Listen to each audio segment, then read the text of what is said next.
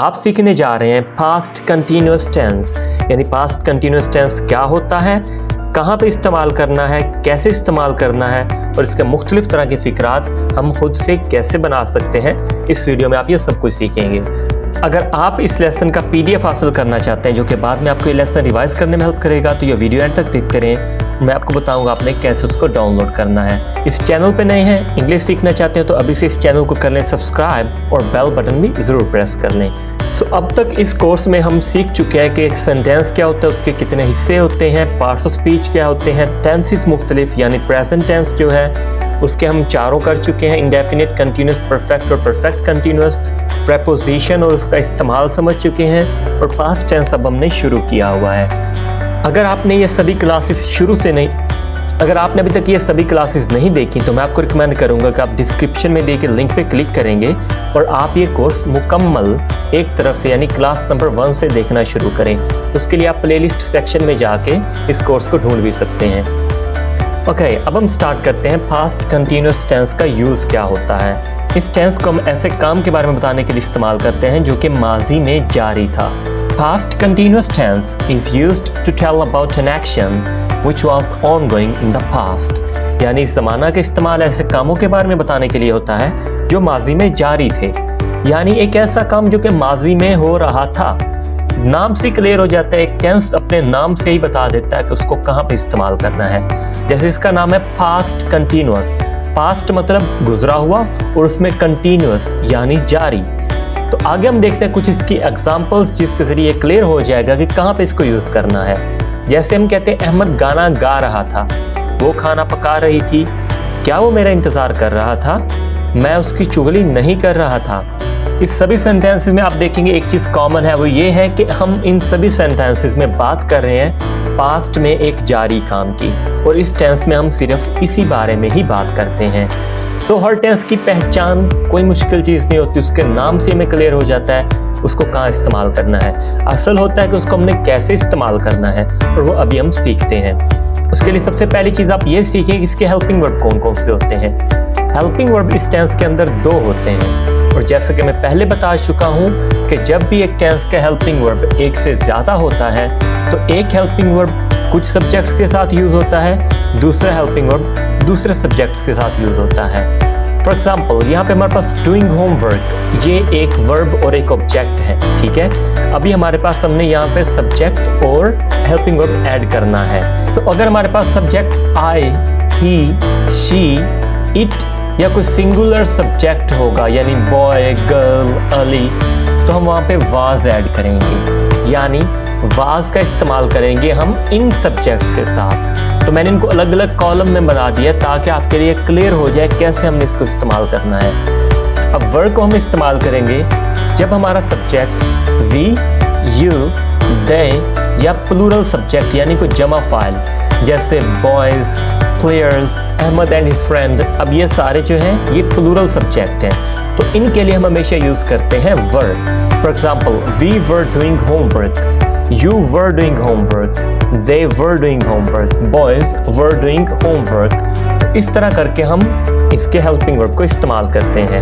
अब देखते हैं फॉर्म ऑफ वर्ब कौन सी इस्तेमाल करनी है। फॉर्म ऑफ वर्ब इसके अंदर हम यूज करते हैं वर्ब की ING वाली फॉर्म यानी जेरंड फॉर्म। जैसे हमारी सादा फॉर्म होती है कंप्लीट, तो completing, go, going, buy, buying, cook, cooking, jump, jumping, right. तो इस तरह करके हमने इसकी वर्ब की ING वाली फॉर्म यूज करनी है। अब आगे हमने देखना है कि इसमें मुख्तलिफ तरह के सेंटेंस हम कैसे बना सकते हैं। सबसे पहले देखेंगे सिंपल सेंटेंसेस बनाने का तरीका। अगर आप ये कोर्स शुरू से देख रहे हैं तो आपको ये आइडिया होगा कि हर तरह का फिक्रा एक खास स्ट्रक्चर पे बनता है और हर टेंस का एक अपना स्ट्रक्चर होता है।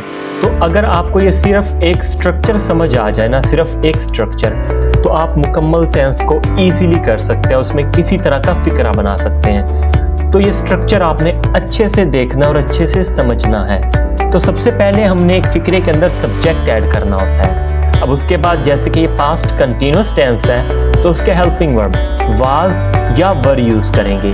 अभी कैसे कैसे यूज करना है वो मैं आपको पहले बता चुका हूँ कि सब्जेक्ट किस तरह का होगा तो साथ वाज यूज होगा, और अगर दूसरी तरह का सब्जेक्ट होगा तो साथ वर इस्तेमाल होगा। वो मैं अभी एक्सप्लेन कर चुका हूँ। अब आगे हम देखते हैं कि वर्ब की ing वाली फॉर्म इसके अंदर यूज होगी, ये भी मैं आपको बता चुका हूँ। और उसके बाद इसमें ऐड होगा ऑब्जेक्ट। ठीक है, तो ये है सिंपल सेंटेंस का पास्ट कंटिन्यूअस टेंस के अंदर स्ट्रक्चर। तो ये स्ट्रक्चर सीखने के बाद आप किसी भी तरह का फिक्रा इस टेंस के अंदर इजीली बना सकते हैं। अब यहाँ पे हम देखते हैं बूढ़ा आदमी सर्दी से कांप रहा था। बूढ़ा आदमी सर्दी से कांप रहा था। पास्ट कंटिन्यूअस टेंस का सादा फिक्रा है ये। The old man, subject the old man, मैंने कहा ना सबसे पहले सब्जेक्ट। वाज, अगर सब्जेक्ट हमारा सिंगल होगा तो वाज आएगा, समझा चुका हूं। वर्ब की ing वाली फॉर्म, शिवर होती है सादा फॉर्म यानी कांपना, शिवरिंग, कांप रहा। विद कोल्ड, सर्दी से, बूढ़ा आदमी सर्दी से कांप रहा था। तो ये है एक सादा फिक्रा बनाने का तरीका। वो अपने भाई को मार रहा था। He was beating his brother. He was beating his brother. तो यहाँ पे he सब्जेक्ट है, was हमारा हेल्पिंग वर्ब है, beating ये हमारे वर्ब की ing वाली फॉर्म, और his brother ये हो गया ऑब्जेक्ट। भिखारी लंगड़ा रहा था। The beggar was limping. The beggar was limping. तो the beggar हमारा सब्जेक्ट हो गया, was हो गया हमारा हेल्पिंग वर्ब, और limping वर्ब की ing वाली फॉर्म। limp होता है लंगड़ाना, और limping मतलब लंगड़ा रहा। लड़के खौफ से कांप रहे थे। The boys were trembling with fear. The boys were trembling with fear. लड़के खौफ से कांप रहे थे। मैं उसकी नौकरी की सिफारिश कर रहा था। I was recommending him for job. I was recommending him for job. ठीक हो गया। तो इस तरह आप एक सादा सा स्ट्रक्चर ध्यान में रख के इस टेंस के अंदर मुख्तलिफ तरह के फिक्रात खुद से बना सकते हैं। आपके पास एक वर्ब होना चाहिए और सब्जेक्ट का आपको पता होना चाहिए, बाकी आप इसकी तरतीब खुद से लगा सकते हैं। और ये कैसा आएगा उसके लिए आपको प्रैक्टिस की जरूरत होगी। आगे हम देखते हैं कि इसके नेगेटिव सेंटेंसेस बनाने का क्या तरीका है। जैसे मैं पहले भी कह चुका हूं कि अगर आपको एक स्ट्रक्चर आता है तो बाकी स्ट्रक्चर या बाकी तरह के सेंटेंस आपके लिए जरा भी मुश्किल नहीं है। तो हमें subject plus was verb plus verb ing plus object पिछले सेंटेंस में भी यूज कर रहे थे। यहाँ पर हमने सिर्फ एक नॉट ऐड करना है और मनफी फिक्रा बन जाएगा। बूढ़ा आदमी सर्दी से नहीं कांप रहा था। The old man was not shivering with cold. तो बाकी फिक्रा तो वही का वही रहा। The old man was shivering with cold, the old man was not shivering with cold. सिर्फ एक नॉट ऐड करने से नेगेटिव सेंटेंस बन गया। वो अपने भाई को मार नहीं रहा था। He was not beating his brother. भिखारी लंगड़ा नहीं रहा था। The beggar was not limping. लड़के खौफ से कांप नहीं रहे थे। The boys were not trembling with fear. The boys were not trembling with fear. मैं उसकी नौकरी की सिफारिश नहीं कर रहा था। I was not recommending him for job. सादा सा तरीका यूज किया है, सिर्फ उसी सादा स्ट्रक्चर के अंदर हमने नॉट को ऐड किया है और हमारे मनफी फिक्रा बन के सामने आ गया। अब हम देखते हैं कि इंट्रोगेटिव सेंटेंसेस कैसे बनाने हैं। इंट्रोगेटिव सेंटेंसेस बनाने के लिए 12 के 12 टेंसेस में एक ही फार्मूला यूज होता है कि आपने हेल्पिंग वर्ब को शुरू में लेके आ जाना है। अब यहाँ पे अगर आप इस सेंटेंस की ओवरऑल स्ट्रक्चरिंग पे गौर करें तो वही की वही चीजें हैं, कोई चीज नहीं बदली। सब्जेक्ट वही है, वाज वर्ब है, वर्ब ing ऑब्जेक्ट है। बदल क्या रहा है सिर्फ कि पहले वाज वर्ब सब्जेक्ट के बाद आ रहा था, अब उसके पहले आ जाएगा। अगर सब्जेक्ट के बाद आ रहा तो सादा फिक्रा था, अब पहले आ रहा है तो सवालिया फिक्रा बन जाएगा। क्या बूढ़ा आदमी सर्दी से कांप रहा था? Was the old man shivering with cold? वो क्यों अपने भाई को मार रहा था? Why was he beating his brother? क्या भिखारी लंगड़ा रहा था? Was the beggar limping? क्या लड़के खौफ से कांप रहे थे? Were the boys trembling with fear? क्या मैं उसकी नौकरी की सिफारिश कर रहा था? Was I recommending him for job?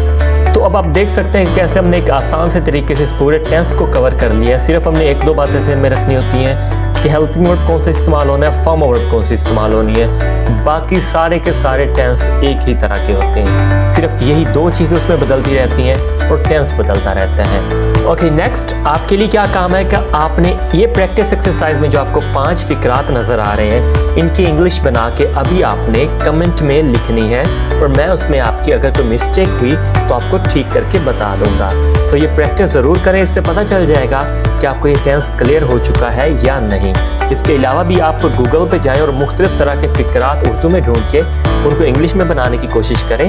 इससे आपकी इंग्लिश जो लिखने की और खुद से सेंटेंस बनाने की टेक्निक है वो बहुत